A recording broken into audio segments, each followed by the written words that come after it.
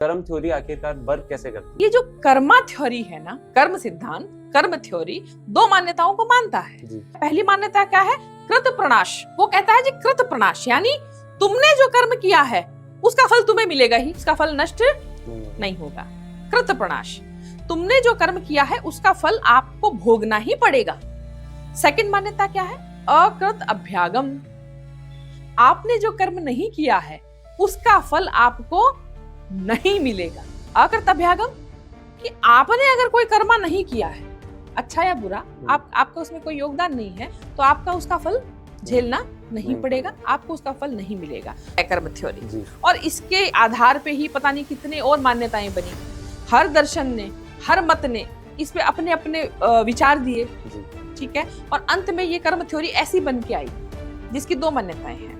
इसको कोई डिनाई नहीं कर सकता, सब इसको मानते हैं। लेकिन अगर चंदन जी मैं एक बात आगे बढ़ के बोलूं जो आज तक किसी ने नहीं बोली, इतनी क्योंकि वो अनुभव नहीं है लोगों को, वो किस बिना पे बोले, मैं आज आपको दावा करके कहती हूँ कि ऐसा नहीं है। कर्म थ्योरी को चैलेंज कर रहे हैं। चैलेंज इसलिए कर रही हूँ कि मैं जो देख रही हूँ, मैं जो लोगों के साथ में फील कर रही हूँ, मेरे पास इसके आधारभूत मान्यताएं, मैंने भी तो देखिएगा, ठीक है, शास्त्र में बात लिखी है, अच्छी बात है, पर कोई तो ऐसा व्यक्ति चाहिए जो शास्त्र की बात को भी परख ले, और वो इसलिए परख ले कि स्वयं शास्त्र कहता है कि हर 100 साल के बाद किसी मान्यता को अगर बदलना हो तो बदलो। क्यों? क्योंकि देश काल परिस्थिति, 100 साल पहले की जो परिस्थिति थी वो जरूरी नहीं आज वैसी ही हो। मान लीजिए 100 साल पहले बलि देना आवश्यक था जानवरों की, क्योंकि राजा महाराजे होते थे, लड़ाई युद्ध के लिए जाते थे, उन्हें एक शक्ति, सैनिकों में जो शक्ति भरनी पड़ती थी, जो उत्साह भरना पड़ता था, वो भैंसे की बलि दे के आगे बढ़ते थे।